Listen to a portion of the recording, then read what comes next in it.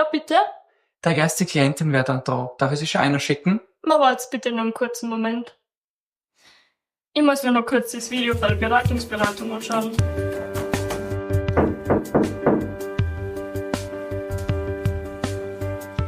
Hereinspaziert. Der ideale Einstieg in ein Beratungsgespräch. Hallo, mein Name ist Chiara Feldgren und dieses Video entsteht in der Zusammenarbeit mit der FH Joanneum und soll Ihnen einen guten Einstieg in ein Beratungsgespräch sowie Tipps und Tricks näher bringen. Wie beginnt man ein Beratungsgespräch? Um Vertrauen zu schaffen, KlientInnen die Möglichkeit zu geben, sich zu öffnen und eine respektvolle Zusammenarbeit zu ermöglichen. Diese Fragen werden wir jetzt beantworten. Das alles geht zurück auf die Grundlagen der modernen Sozialarbeit. Mary Richmond hat vor über 100 Jahren genau dafür die Grundsteine gelegt. In ihrem Werk Social Diagnosis beschreibt sie die Wichtigkeit von Struktur und einen einfühlsamen Gesprächseinstieg. Für sie war klar, der erste Eindruck zählt und ist somit das Fundament für alle weiteren Beziehungsprozesse. In ihren Methoden betont sie eine offene und nicht wertende Haltung. Die Ermutigung von KlientInnen, ihre Gefühle und Perspektiven zu teilen. Heute wollen wir aber nicht nur auf die Theorie eingehen. Wir möchten praktische Beispiele zeigen, wie ein Einstieg gut gelingen kann, aber auch, was man vermeiden sollte. Außerdem kommen wertvolle Tipps und Anregungen von unserem Expertenrat. Was ist denn hier passiert? Es herrscht totale Unordnung. Die benutzten Gläser sowie die Mitschriften des vorherigen Beratungsgesprächs liegen noch auf dem Tisch. Mary Richmond sagt, es braucht eine Atmosphäre, in der man sich öffnen und wohlfühlen kann. Sehen wir uns an, was unser Expertenrat zum Setting sagt. Wie gestalten Sie den Raum, um eine angenehme und offene Atmosphäre zu schaffen? Je nach Spielraum würde ich einmal sagen und in welchem Kontext ich mich befinde, ist es dann für mich einmal wichtig, dass sich sei es jetzt Studierende, Klientinnen wohlfühlen und je nachdem, was der Raum bietet, also sei es jetzt den Raum lüften, die Sitzordnung herstellen, ist für mich wichtig. Ich probiere in dem Setting irgendwie herzustellen, ein Stück weit Vertrauen, dass soweit wie möglich Sicherheit für meine Klientin da ist. Das ist, dass man nicht direkt vor der Tür sitzt, dass klar ist, dass da niemand reinkommen kann und meine Klientin das nicht mitkriegt. Und ich probiere, dass es vorbereitet ist. Also ich schaue immer, dass schon ein Wasser und genauso viel Gläser, wie wir jetzt dann sein werden, schon da stehen, dass klar ist, ich muss nicht rausgehen und das ist vorbereitet und dass ich irgendwie vermittle, ich hab mich um dieses Gespräch gekümmert. Ja, und ich mache die Beratungsgespräche ganz niedrigschwellig im Wohnhaus für psychisch beeinträchtigte Menschen in der Gemeinschaftsküche, weil das Büro sehr, sehr klein ist und ich mich da drin schon nicht wohlfühle. Und da geht's mir dann auch darum, die Sitzordnung, also dass der Tisch, wo wir uns dran setzt, sauber ist oder Gläser auf dem Tisch stehen, dass ein Zettel an der Tür ist, dass keine andere Person reinkommen kann, dass also klar ist, wir können ungestört miteinander reden. Aber wenn die Person sich einladen lässt und das gern mag, dann lade ich auch ein zu einem Spaziergang und für die Beratungsgespräche, jetzt egal ob Erstgespräch oder weiterführendes beim Spazierengehen draußen zum Beispiel an der Ruhr entlang. So gefällt mir das schon viel besser. Jetzt kann das nächste Beratungsgespräch starten. Du kannst zurückschauen, ich bin gleich fertig. Stopp! So nicht. Mary Richmond betont immer wieder, wie wichtig eine angenehme Atmosphäre ist. Die SozialarbeiterInnen sollen nicht nur mit Worten, sondern auch nonverbal kommunizieren. Eine einfühlsame Haltung spielt dabei eine wichtige Rolle. Der Einstieg soll nicht zu abrupt und konfrontativ erfolgen und die KlientInnen brauchen Zeit und Raum, um sich wohlfühlen zu können. Schauen wir uns an, welche Techniken unser Expertenrat benutzt. Nutzen Sie bewusst bestimmte Techniken, um eine entspanntere Atmosphäre zu schaffen? Wir haben uns jetzt gerade abgesprochen und wir finden alle drei sehr wichtig, dass man sich einstimmt auf das Gespräch, was folgt, aber vielleicht sogar schon auf den ganzen Tag, dass man sich morgens in eine Ausrichtung bringt, in eine Balance bringt, um einfach auch für den Tag, für die Beratungsgespräche, für all die Sachen, womit man zu tun hat und die Menschen, denen man dann begegnet, irgendwie schon in einer guten Ausrichtung ist.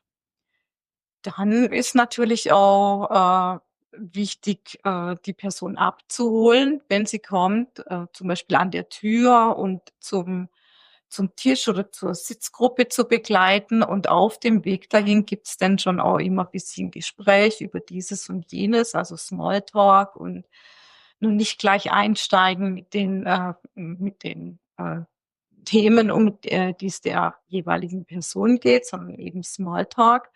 Und dann natürlich dann auch so im nächsten Schritt paar einleitende Fragen, wo man mal ein Gespür dafür kriegt, was bringt die Person heute mit? Wie ist sie jetzt im Moment gerade da? Ich denke, das ist ganz wesentlich, dass die Person selber ein Gespür dafür kriegt, wie bin ich jetzt da? Was bringe ich mit? Was sind meine Anliegen? Was möchte ich jetzt gerade formulieren? Und das wäre mal so ein guter schrittweise Einstieg in so eine Beratung. Bitte, nehmen Sie bloß Backe. Haben Sie gut hergefunden? Ja, hat ja super funktioniert. Sehr schön. Herr Huber, was ist denn Ihr Problem? Ja, ich trinke einfach, glaube ich, ein bisschen zu viel Alkohol. Ja, das ist blöd, aber Sie müssen mir halt schon ein bisschen mehr erzählen, damit ich Ihnen helfen kann. So beginnt man kein Beratungsgespräch. Es ist wichtig, das Vertrauen der Klientinnen zu gewinnen. Besonders zentral steht das Verständnis für die Sichtweisen der Klientinnen. Fragen, die darauf abzielen, Gefühle und Perspektiven zu erfassen. Mary Richmond unterstreicht die Bedeutung der ethischen Prinzipien. Insbesondere geht sie auf die Verpflichtung zur Vertraulichkeit ein. Ein lösungsorientierter Ansatz und die Zielsetzung gemeinsam zu erarbeiten, ist ihr besonders wichtig. Nun holen wir uns die Meinung unseres Expertenrats ein. Welche Informationen geben Sie zu Beginn eines Beratungsgespräches weiter?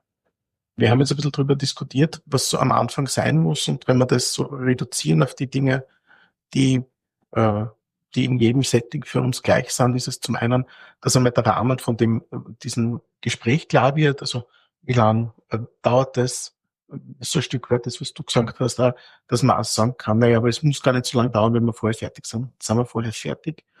Ganz wichtig, dass man sich vorstellt, dass irgendwie klar ist, wo ist man gerade, warum ist man da, wem sitzt man gegenüber, dass so ein Bild entsteht, wer wir sind, die mit unseren Klienten, Klientinnen reden, und dann einfach halt die Dinge, die so ein bisschen einen rechtlichen Bezug haben mit Verschwiegenheit, Vertraulichkeit, darf man da hier reden, was darf man sagen, und auch die Kosten, also ist das jetzt gratis, kostet was unter Umständen, so die Idee, dass man auch nicht zu viel sagt, sondern einfach einmal ein Ziel vielleicht am Anfang jetzt noch gar nicht gleich arbeitet in den ersten paar Minuten, sondern nur das hergibt, was jetzt wichtig ist für den Gesprächseinstieg, und alles weitere ergibt sich dann im Laufe von dem Gespräch oder den Folgegesprächen.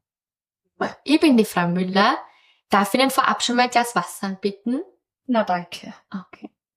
Ich möchte noch vorab auch noch ein bisschen was über die Rahmenbedingungen erzählen. Wir sind da ja heute in der Suchberatung und alles, was Sie mir da erzählen in Ihrem Raum, alles, was Sie mir erzählen möchten, bleibt vertraulich. Ich habe eine Datenschutzerklärung unterschrieben, also ich darf niemand irgendwie was weiter erzählen. Genau. Wir haben eine Stunde gemeinsam, aber Sie können auch jederzeit das Gespräch früh abbrechen. Wenn Sie sagen, nein, für Sie reicht es heute noch eine halbe Stunde oder früher, ist das auch vollkommen okay. Mhm. Genau. Haben Sie vorab irgendwelche Fragen? Na, habe ich jetzt nicht. Okay. Möchten Sie mal erzählen, warum Sie heute da sind? Ja, also mir geht's psychisch nicht ganz so gut und deswegen greife ich leider immer wieder zum Alkohol zurück.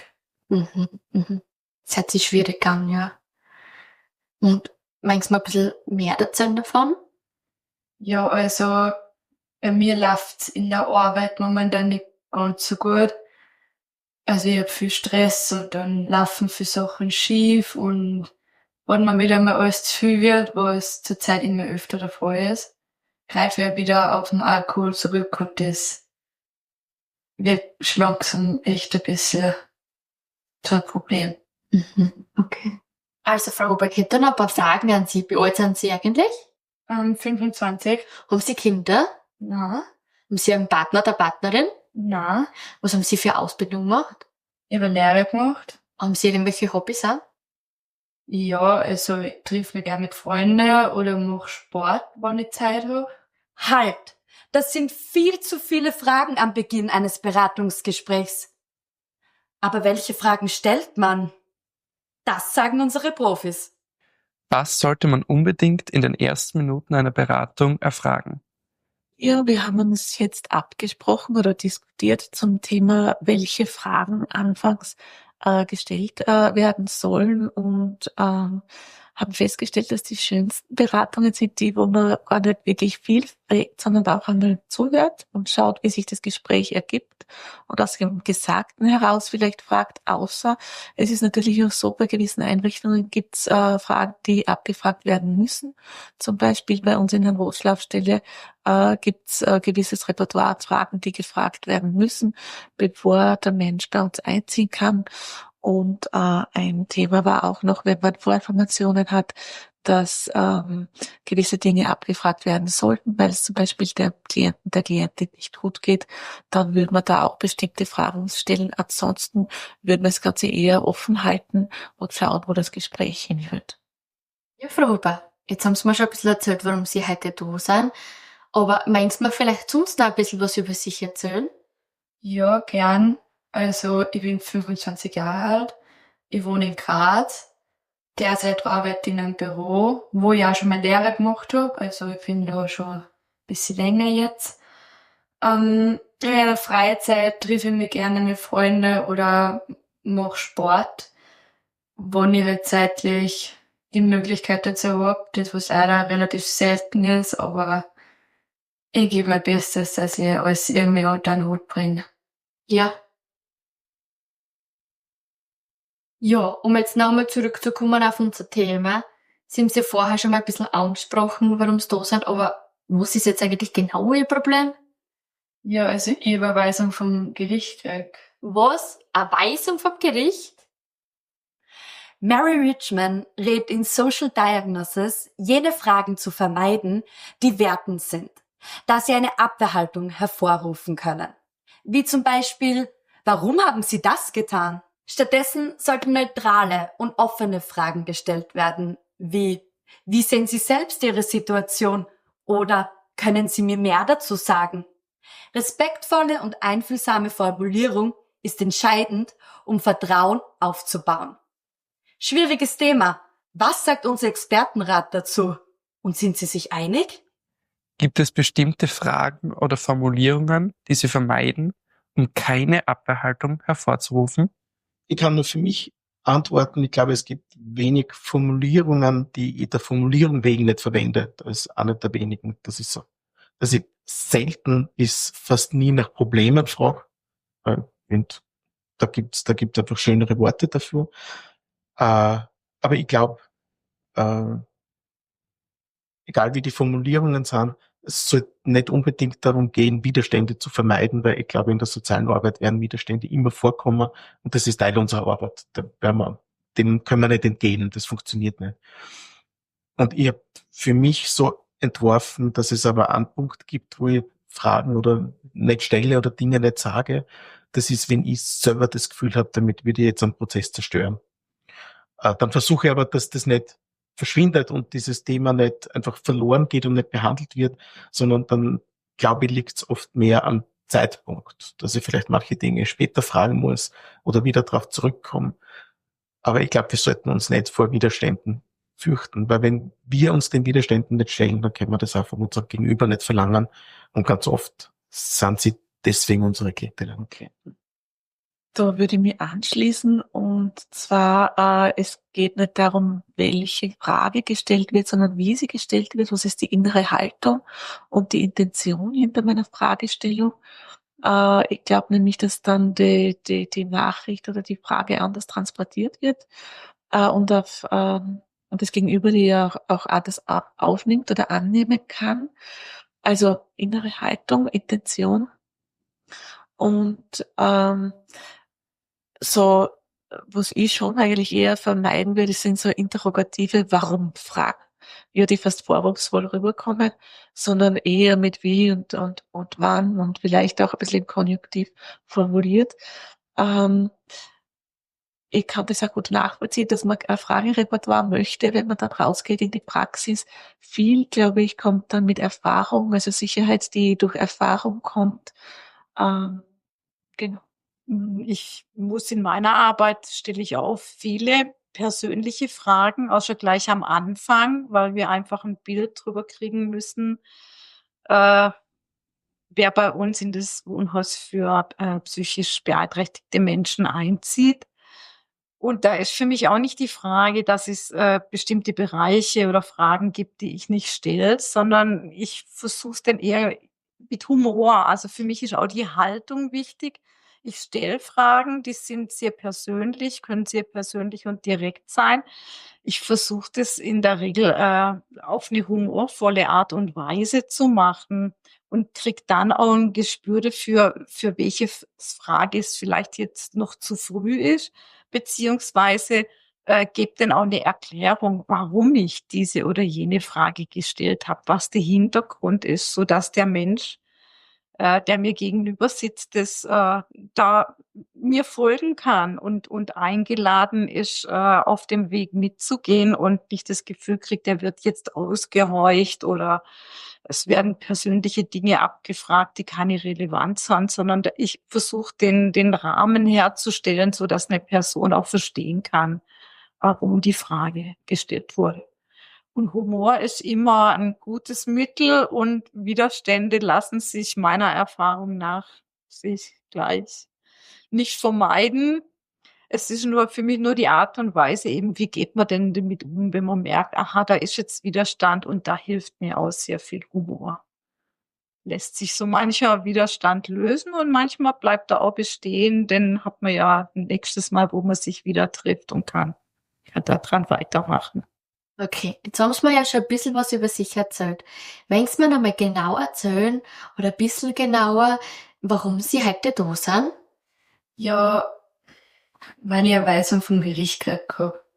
Okay, und können Sie mir das noch ein bisschen genauer erklären? Ja, also letztens bin ich betrunken im Auto gefahren und aufgehalten worden. Und das ist mir leider in der letzten Zeit ein paar Mal passiert, dass ich halt eben betrunken am Steuer erwischt worden bin. Okay.